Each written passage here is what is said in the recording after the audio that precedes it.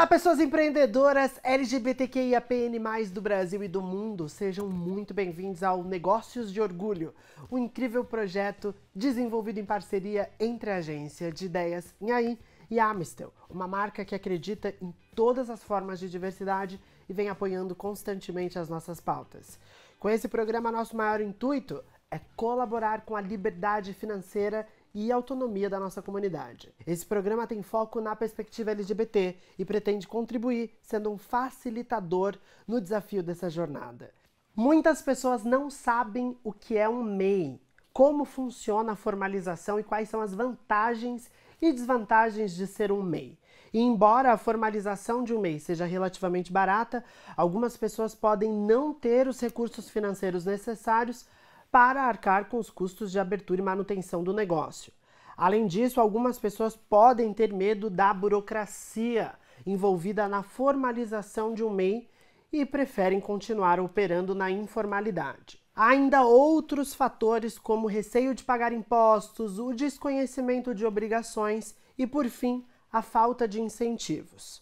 Você começou a empreender com o tempo? Percebeu que precisa se formalizar?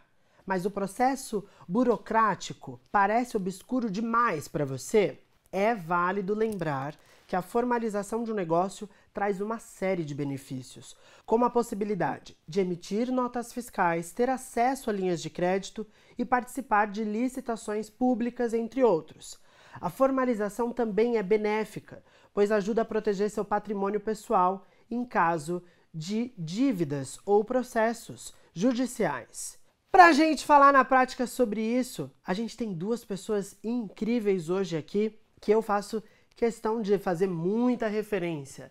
Eu vou receber aqui no estúdio o Akin Abbas da Infopreta, uma empresa que trabalha com tecnologia e inovação. Akin, seja muito bem-vindo ao Negócios de Orgulho. É um orgulho ter você aqui. Eba! Pode sentar ali.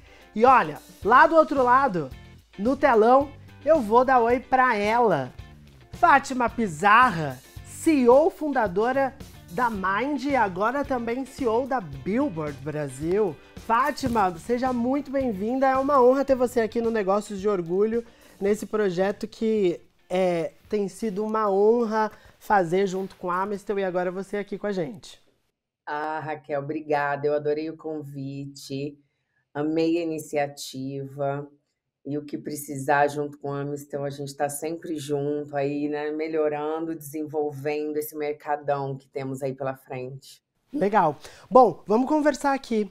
Akin, você é um homem trans negro que trabalha com tecnologia e eu imagino o quanto tenha sido difícil esse processo de formalizar, né? De se formalizar, de entrar nesse campo burocrático. Qual foi a parte mais difícil quando você pensa nesse sentido? A parte mais difícil é que no final a gente descobre que os governos e as instituições, né, do governo não se conversam. Então a minha maior dificuldade, depois que eu fiz o MEI e fiz a transição, foi linkar isso. Então eu tive que provar diversas vezes para o governo que eu era a mesma pessoa. E o governo não está preparado para lidar com pessoas trans e com essa nossa questão, porque cada um é uma particularidade, né? E aí acabou que um processo que demoraria, 20 minutos para ser feito, eu demorei quase 2 anos. Nossa, você sabe que eu já fui acusada de ser fraude na minha própria conta bancária algumas vezes. Então, mas para você, essa parte burocrática teve muito peso justamente ali por essa questão de transição. Mas você gosta de lidar com isso como uma pessoa que empreende? Não gosta. Gosto. É difícil de entender, difícil de achar pessoas que expliquem. Mesmo que você entenda A, tem B, C, D, e aí 50 pessoas para explicar uma coisa e das 50 ninguém explica direito. E você é uma mente criativa dentro da tecnologia, né? E geralmente mentes criativas e burocracia não combinam muito. Mas qual é que você equaciona isso? Geralmente lá na Infopreta a gente tem um time jurídico bem forte que auxilia justamente nessa parte, né? E também a parte contábil. O pessoal se juntou contábil junto com o jurídico para tentar auxiliar a gente nisso. No caso de creators, né, de influencers digitais, que é um mercado que você é talvez a pessoa que mais sabe no Brasil cuidar desse mercado, muitas das pessoas são creators, estão na parte criativa, mas simplesmente abominam participar dessa parte burocrática, o que faz com que seja difícil profissionalizar muitas vezes esse mercado, não? Não, com certeza, Raquel. E eu acho que toda essa burocracia existe assim, é muito grande. Quando as pessoas se deparam com toda a questão de impostos, de como cadastrar empresa, cada contador fala uma coisa. Quando eu comecei, eu fui mais ou menos em 6 contadores para entender o meu negócio, porque um me falava que era uma coisa, eu falava: "Não, eu acho que tem como fazer diferente". Então, eu sempre falo para ir em vários contadores, para prestar atenção nessas coisas, saber como que é pagamento de imposto, se você não pagar, o que acontece, para onde vai, como você recupera. Eu acho que é muito importante saber disso, mas a gente também tem a questão, além toda essa burocracia, né, a questão financeira também, né, onde você coloca o dinheiro que você ganha. Então toda essa parte é muito complicado hoje, precisa de desenvolvimento, precisa, de conhecer, porque senão você vai abrir errado, vai registrar errado, depois o seu dinheiro você não sabe onde põe, então é importante. E você lida com muitos influencers e creators que são LGBTs e muitas pessoas que são influencers e LGBTs já têm a Mind e a sua empresa como uma referência, né? Querem fazer parte aí do seu grupo e etc. Mas o que você diria para essas pessoas para que elas possam caminhar para essa profissionalização, até para que elas possam ser absorvidas pela Mind um dia e ter uma vida longa aí como um profissional da parte de criação, de trabalho como influencer? O que você diria, assim, quais são os caminhos que a pessoa tem que trilhar e essa estruturação burocrática, além dessa conversa com os contadores, se a pessoa não tem dinheiro e ela quer começar, por onde que você acha que ela deveria ir? Olha, eu acho que é sempre importante ter em mente que se você é um creator, quer ser um creator, você trabalhar isso como um negócio mesmo, não só como um: "Ai, vou abrir o Instagram, e ficar postando, vou ganhar dinheiro", não, né, se organizar, que tipo de conteúdo você vai postar, que tipo de mensagem você vai passar, é sempre importante ter alguma coisa sua que seja muito verdadeira dentro daquela temática. O que eu falo muito, e aí tanto para mercado LGBTQIAP+, como para vários outros segmentos, é você ter um posicionamento e uma temática, mas que não se relacione com só pode ser essa a sua temática, mas não necessariamente precisa se relacionar com a questão LGBTQIAP+, no sentido da pessoa tem que ser ativista. Não, ela pode ser uma pessoa de humor, né, pode ser um ator, pode ser qualquer coisa. O importante é você ser e se desenvolver como creator em cima do conteúdo que é seu conteúdo genuíno. E as pessoas elas têm que ser contratadas pelo seu conteúdo genuíno, pela sua temática, e a gente tem todos os tipos de pessoas em todas as temáticas, né. Eu acho que, assim, tem que fugir do estereótipo de: "Ah, eu vou contratar LGBTQIAP+, só com viés de ativista", ou "Ah, eu quero só contratar uma pessoa preta com viés de ativismo". Não, pode ser a Pequena Lô, por exemplo, ela é uma humorista e por acaso ela tem uma deficiência. Então, eu acho que o mais importante é a pessoa trabalhar genuinamente, e é claro, existe muito preconceito, mas é onde o mercado está mudando e cada vez mais profissionalizado, cada vez com conteúdo legal, com engajamento, a gente está conseguindo colocar mais e mais pessoas dentro de uma curadoria que deixe de considerar como se a pessoa só está ali porque ela é LGBTQIAP+, sabe? E sim, ela faz alguma coisa. Perfeito, Fátima. E nesse sentido, eu acho que o Akin, que é um homem trans que é um empresário na área da tecnologia, pode falar também sobre essa quebra de expectativa, né, Akin? Sim. Se você for pegar dentro da área de tecnologia, né? Desde a época que eu comecei, que já tem 10 anos, é, foi uma quebra muito grande, porque antes da transição eu era uma mulher negra e lésbica, então já era impactante pra caramba, tá dentro da área de tecnologia. Aí eu fiz a transição, e aí agora eu sou um homem negro, trans, dentro da área de tecnologia. Então, geralmente, quando eu vou visitar as empresas, fazer vistoria, essas coisas, as pessoas sempre acham que eu fui fazer entrega ou que eu sou segurança. E aí, quando eu falo, não, eu vim aqui visitar a vistoria técnica para verificar a infraestrutura, as pessoas ficam, "Hã? Você? E uma coisa engraçada é que na Infopreta, o nosso foco é sanidade e não quantidade de produção, né? Então todo mundo lá trabalha confortável. Então é muito difícil você me ver de calça, sempre tô de shorts. E eu sempre vou fazer as visitas também de shorts. E aí é sempre, toda vez é um caos, porque ninguém entende nada, ninguém me deixa entrar, aí tem que ligar para tal pessoa, não sei o que, para me liberar. Aí quando entendem quem eu sou, falam, nossa, né, diferente, exótico, né? E essa quebra, ela já chegou a te desestimular nesse lugar do empreendimento? Já, já. É muito normal a gente ficar desestimulado, às vezes voltar, porque assim, a- o mercado, ao mesmo tempo que ele está preparado, ele não está preparado para pessoas como a gente, como as pessoas dentro das siglas LGBTQIA+, né? Porque ao mesmo tempo que as empresas elas querem incluir, elas esquecem que tem que incluir, mas tem que sim dar um treinamento, uma orientação para quem já está dentro da empresa, entendeu? E é isso que falta ainda.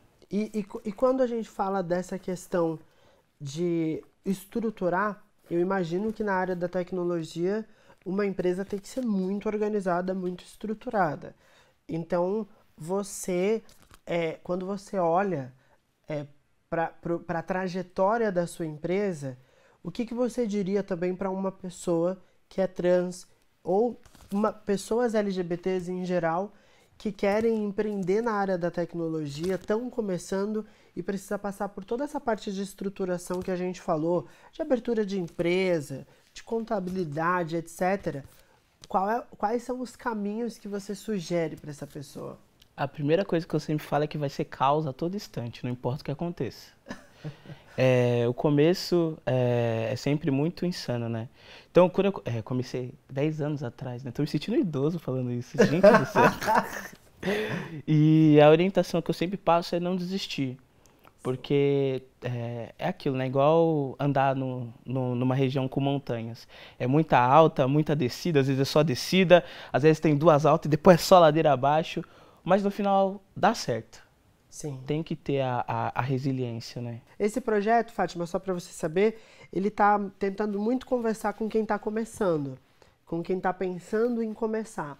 Nosso foco aqui é justamente olhar para as pessoas que estão num processo de começo e estão confusas. Então, para essas pessoas que certamente já ouviram falar da Mind e que lá os influencers dão certo e dão mesmo, como é que essa pessoa tem que estruturar o projeto dela para que ela possa ter um sucesso aí e o que você entende como o campo de influência digital na vida do sonho das pessoas? Olha, eu acho que dentro do que for a temática, Raquel, é importante, como eu disse, ter uma coisa estruturada como se fosse um negócio de verdade. Então, eu quero ser um creator de tal temática, né? Então, eu sempre brinco que é para pensar como se fosse abrir um restaurante. Porque o restaurante é uma coisa física, é uma coisa que você já pensa assim, nossa, deve dar muito trabalho, tem pessoas, né, entrando, você tem que acordar cedo, comprar produto, fazer a comida, dã. E eu sempre falo, é assim, pensa que é um restaurante. Então, quais são meus concorrentes? Eu não, eu digo concorrentes, mas quais são as pessoas que fazem conteúdo que eu adoro, né? Que eu gostaria de ter feito aquele conteúdo que eu achei ele incrível, né? Começa a ver quais são os tipos de conteúdo, qual engajou mais, começa a criar esses conteúdos, posta, manda para os amigos, ouve opinião, começa a postar. Não adianta postar, eu vou postar só um dia na semana, 2. Não, né? Você tem que postar com recorrência, você tem que trabalhar aquilo de uma forma séria. Muitas vezes você precisa investir, você precisa comprar um ring light, você precisa fazer um curso de edição, né? Alguma coisa para você se desenvolver e aprender. Então é importante também ter esse investimento para você estar realmente focado nisso. E também, Raquel, uma dica muito importante, que eu estou falando muito sobre isso e que eu vejo que as pessoas às vezes têm bastante resistência, que é a parte de afiliação. O que é isso? É você entrar na Amazon, se eu não me engano, é aberto a afiliação. Você entra, se cadastra como um potencial afiliado, que é o quê? Você vai ter um link da Amazon para vender as coisas que você quer vender no seu Instagram e você vai ser comissionado por isso, pelas vendas. Então eu vejo, Raquel, tem gente que tem 100 mil seguidores, 80 mil seguidores e já ganha mais de 100 mil reais por mês com afiliação. Porque é uma pessoa que fala de maquiagem, por exemplo. Então ela coloca o link das maquiagens que ela está falando. Se você fala de gastronomia, você coloca os links dos utensílios, de panela, de coisas relacionadas do que você falar no seu conteúdo. Então você fala de filmes e séries, você coloca lá também vendendo aquele conteúdo. Então isso já te gera uma receita para te ajudar, você não precisa ter milhões de seguidores. E quanto mais você colocar de link ali para vender, tiver mais endosso no tipo de conteúdo que você está vendendo, você vai já começar a ganhar dinheiro com a afiliação. Às vezes as pessoas falam, aquele preconceito, né, de, vendedor, será que eu faço? Não, faça.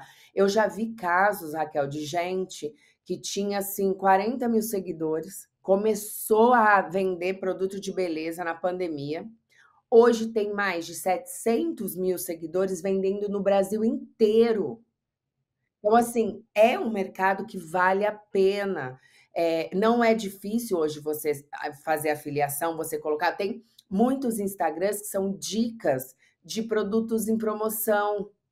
E aí você pode fazer um Instagram, olha, gente, eu posso ser de humor, mas eu amo comprar o quê? Eu amo comprar roupa, eu amo comprar coisinhas divertidas. Aí você vai indicar essas coisas também ali. Olha, eu comprei isso, comprei esse produto, olha que legal, é uma luminária, é um quadro, é um negócio de cheiro, é qualquer coisa que está no seu dia a dia. E isso já começa a gerar uma receita e surpreende, e ninguém tem isso muito em mente. Então eu sempre falo, quer começar a trabalhar, não fica só esperando a publi. Hoje a afiliação é um mercado que tem gente que nem quer fazer publi porque está feliz com a afiliação.